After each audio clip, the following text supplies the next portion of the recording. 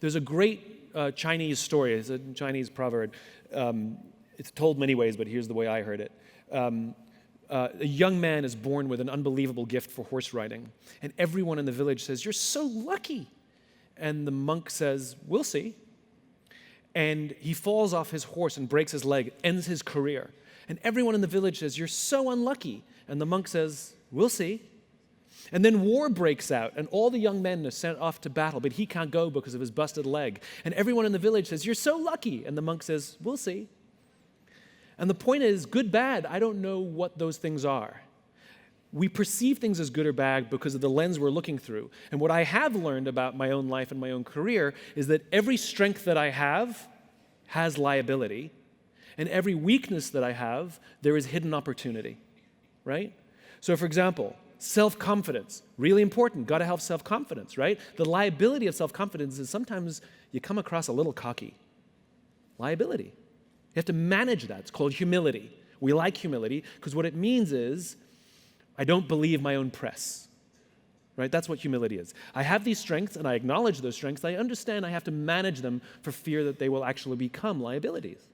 But the opposite is also true. So I'm disorganized, right? I'm not organized, which huge liability. You know, somebody says, "We got to do business with you." They give me their business card. I'll lose it. You know? And it's bad. And I beat myself up over it, and I'm leaving money on the table. Like, I'm literally caused myself so much stress because I'm disorganized. I've tried all kinds of systems, and they're good for like a week, and then I go back to my old ways. Here's what happened early on in my career. I'd meet somebody. They say, "We have to do business with you." They give me their business card. A week and a half later, 2 weeks later, I find their business card underneath something with a bunch of dust bunnies. I'm like, "Oh, shit." Right? Everybody else who's organized already called them the next day, already sent them an email. They're all over it. I called them up a week and a half later and be like, "Hey." Turns out they wanted to do business with me even more because they thought I was busy.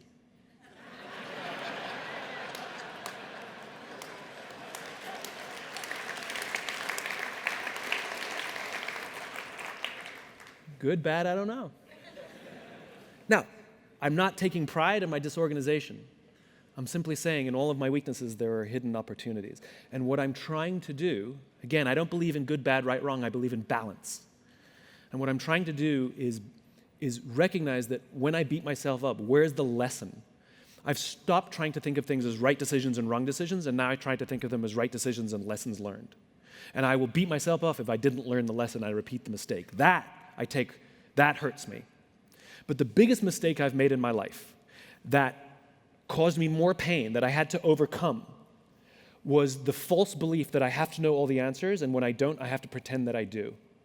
For some reason, when we're in a position of authority or rank, or when you're the front man, you're the sales guy, having all the answers is what we think we have to have.